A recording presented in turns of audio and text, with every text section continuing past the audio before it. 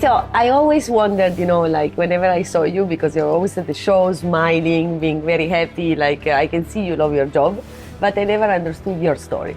Where do you come from? Like where your passion for the Arabian horses come from and starts? My passion came from my childhood. Like since I am baby, my father owned Arabian horses. So I start like with him. He was taking me with him to the shows, and I start from there.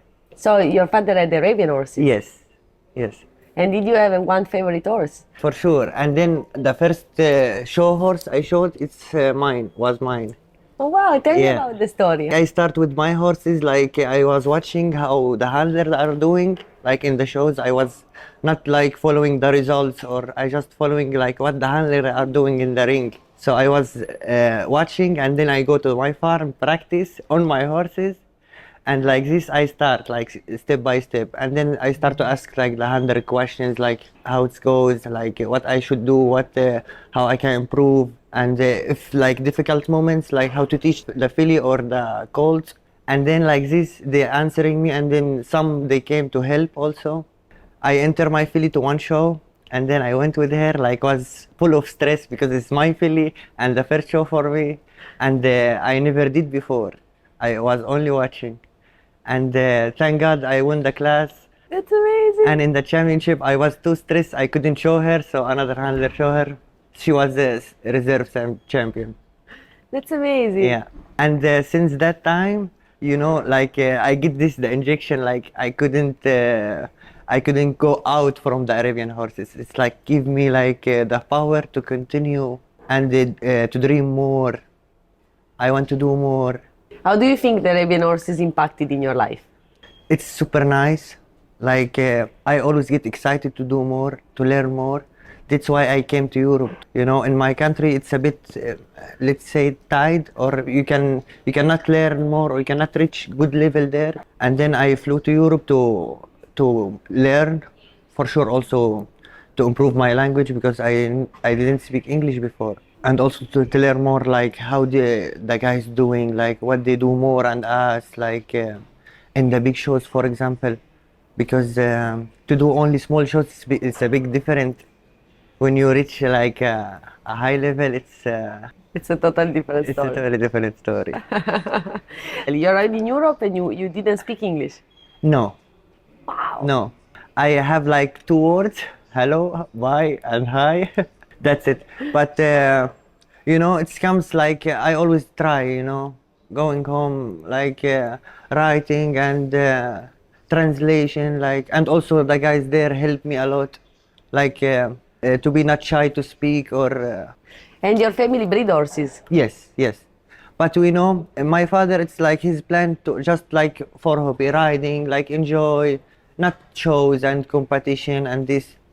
But I had this passion, like I want to do everything. So nice. Yes. When did you ride your first Arabian horse? Look, since I was baby, my father was put me on the horses, so I cannot remember. But for sure, very, very, very young. And why the Arabian horse and not a different horse? Why not a Friesen, for example? Yes, because look, I am from Arab country, so. Like each family have like horses. It's for sure Arab, not Frisian or not. It's like this. So you started in your country at your farm with your family, and then you came to Europe. Yes. Which is your drive? Which is your goal in life with the Arabian horses? Look, my goal was to, for example, to reach this level, what I am doing now, but now for sure much more. I want to be like in very, very high level. And for sure now it's the hardest part, like, okay, I reached this level, but now like I have to stay and then to improve more, to save my place and then to do one step forward. So if you can see yourself in 10 years, what do you imagine? It's hard to answer, but my dream will be like to own a farm. Look, I'm not like planning like to be just only handler. I would love to be breeder, and I would love to be a judge. Uh-huh. Yes. I would like to do everything. And I would love to breed the world champion.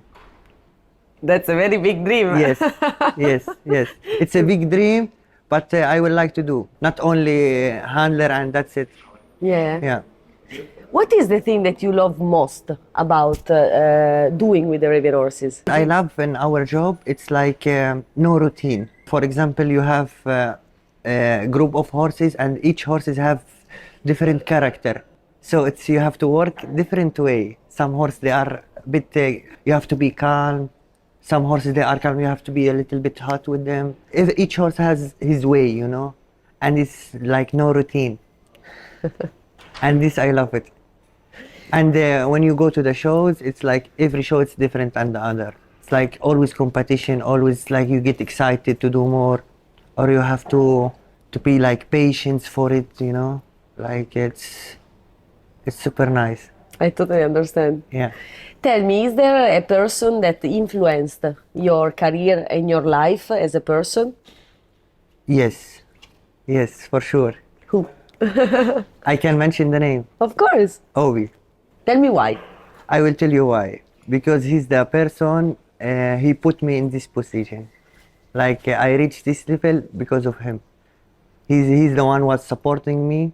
Like from I reach his farm until now, he supported me like 100%. And did he teach you? He teach me a lot, a lot. And he teach me like not only with the horses, like how to behave in the ring, how to be really handler your work in the professional way. Not only like, okay, he teach me a lot how to work with the horses, how to do this, how to school, how a lot of things behind also important. Tell me, how is life with Obi?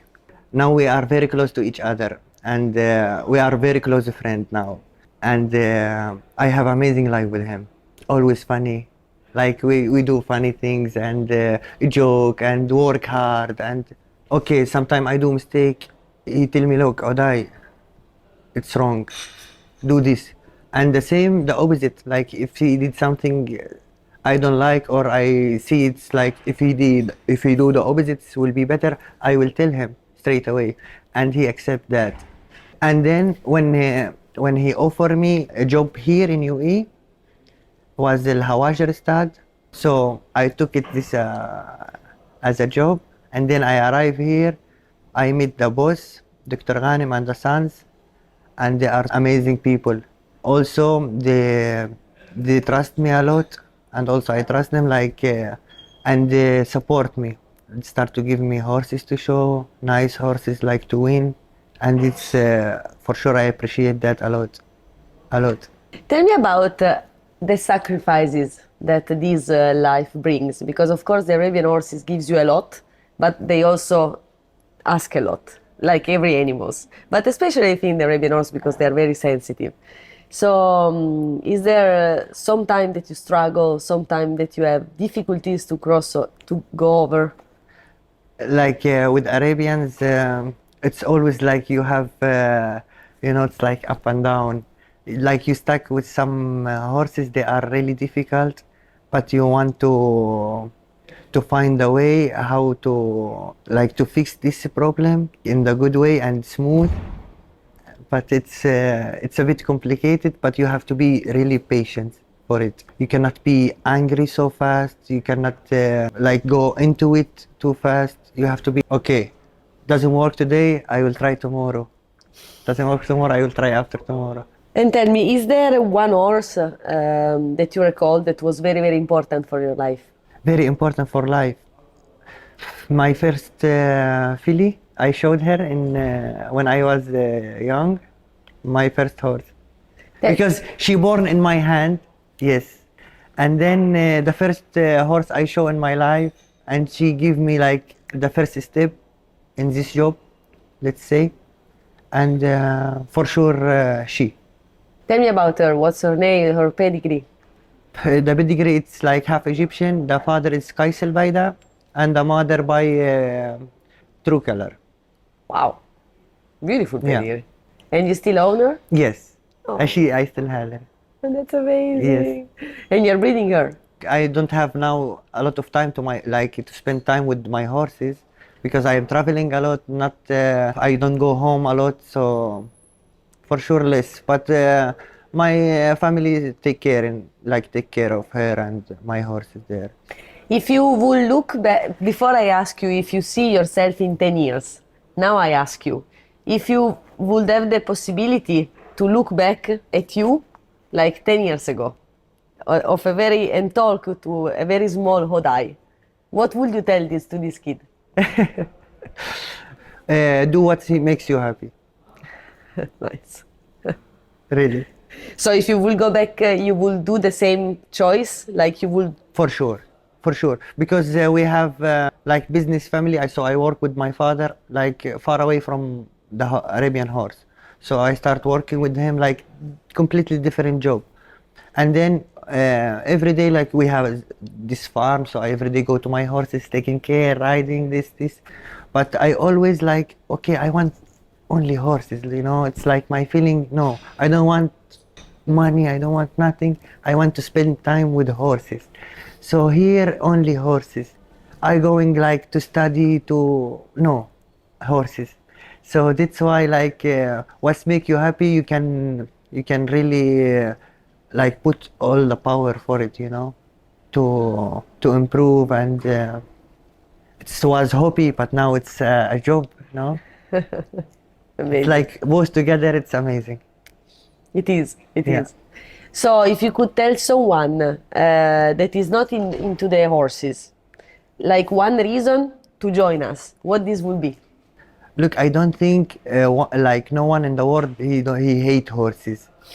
For sure, it's like when I will ask him come one time, for sure he will stay. Nice. Beautiful, beautiful. Which is the feeling that you feel the most when you are in the arena? My feeling when like I have to enter to the ring front of the people, for sure I will be happy, but inside like stress, but in the good way, you know. How I can do a very good presentation, this feeling. And how do you prepare yourself for a show? Just like, you know, now I gonna win. I have to do my best. And the result, like, we never know. That's the good attitude. Yes. You do your best and then... And they keep smiling. Bravo. Yeah. Thank you so much. Thank you so much. This was beautiful. Thank you. Thank you.